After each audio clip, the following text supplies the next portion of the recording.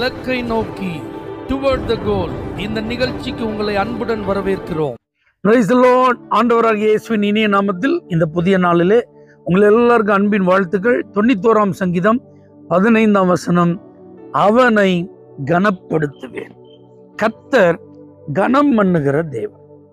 கர்த்தர் கனம் பண்ணா அந்த கனம் நிச்சயமா ஒப்பிட முடியாததா இருக்கும். நாம கற்பனை செய்து பார்க்க முடியாததா இருக்கும். அது நம்முடைய திறமைக்கும் அறிவுக்கும் அப்பாற்பட்டதா இருக்கும். நம்முடைய தகுதிக்கும் திராணிக்கும் மிஞ்சினதா இருக்கும். ஆண்டவர் ஒரு மனுஷனை கனம் பண்ணா அப்படிதான் கனம் பண்ணுவார். பைபிள்ல கர்த்தர் ஏராளமான மனிதர்களை கனம் பண்ணதெல்லாம் நீங்க பார்க்கலாம். சாதாரணமா இருந்த மனிதர்களை, ஆபிரகாம் என்கிற ஒரு மனுஷனை ஆண்டவர் இன்னைக்கும் கனத்திற்குரியவனாய் ஆண்டவர் அடையாளப்படுத்துகிறார். தாவீதை ஆசீர்வதித்து பெரியோர்களுக்கு ஒத்த நாமத்தை கொடுத்து ஆண்டவர் கனம் பண்ணி இருக்கிறார். படிப்பறிவே இல்லாத பேதமை உள்ளவர்கள் என்று அறியப்பட்ட சீஷர்களை தேசமெங்கிலும் கர்த்தர் கனப்படுத்தினார். அந்நிய தேசத்துல தானியேலை கர்த்தர் அளவில்லாமல் கனம் பண்ணினார். இப்படி கனம் பண்ணினவர்களுடைய பட்டியல் ஏராளம். அந்த லிஸ்ட்ல இந்த வார்த்தையை கேட்கிற உங்களை கர்த்தர் கனம் பண்ண விரும்புகிறார். நீங்க உங்க குடும்பத்துல கனவீனம் பண்ணப்பட்ட ஒரு நபரா இருக்கீங்களா? வேலை ஸ்தலத்துல உங்களை எல்லாரும் ஒரு மாதிரி அற்பமா சீப்பா பேசுறாங்களா?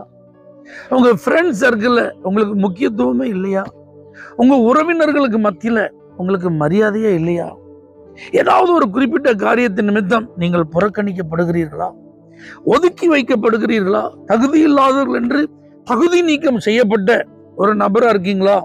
உங்களெல்லாம் ஆண்டவர் இன்னைக்கு பார்த்து உற்சாகப்படுத்த விரும்புகிறார்.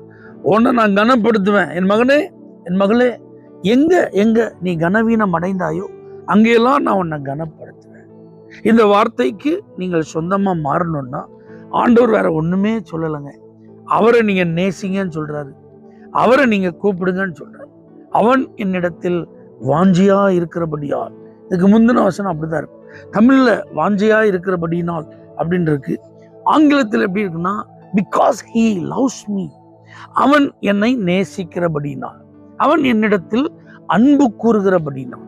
அப்போ இந்த உலகத்துல நீங்க ஆண்டவரை நேசிக்க ஆரம்பிச்சிட்டீங்கன்னா கர்த்தர் உங்களை கனம் பண்ணிடுவார். உங்களுக்கு இக்கட்டான சூழ்நிலை, இந்த கனவீனமான நேரத்துல நான் என்ன செய்யறதுன்னு தெரியல, இந்த கனவீனமான நிலைமையை மாற்ற நான் யாரையாவது கூப்பிடுவா? இல்லை, கர்த்தரை கூப்பிடுங்க. ஆண்டவரே, நான் இப்படி சிறுமைப்படுத்தப்படுகிறேன், இப்படி புறக்கணிக்கப்படுகிறேன், நீங்க எனக்கு ஹெல்ப் பண்ணுங்க. அன்போட ஆண்டவரை நீங்க கூப்பிட்டீங்கன்னா உங்களை கனப்படுத்துவார். நேசியுங்கள், கர்த்தரை கூப்பிடுங்க, நிச்சயமா நீங்க கனப்படுத்தப்படுவீர்கள். தேவனே, இன்னைக்கு கனம் என்கிற இந்த வார்த்தையை யார் யாருக்கு நீங்க கொடுக்க விரும்புறீங்களோ, கனப்படுத்த விரும்புறீங்களோ அவங்களெல்லாம் கனப்படுத்தி உங்க நாமத்தை மகிமைப்படுத்துங்க. இயேசுவின் நாமத்தில் பிதாவே, ஆமென். For prayer contact, Pastor J. J. Kumar, El Shaddai Ministries, 9500252586, Surandai.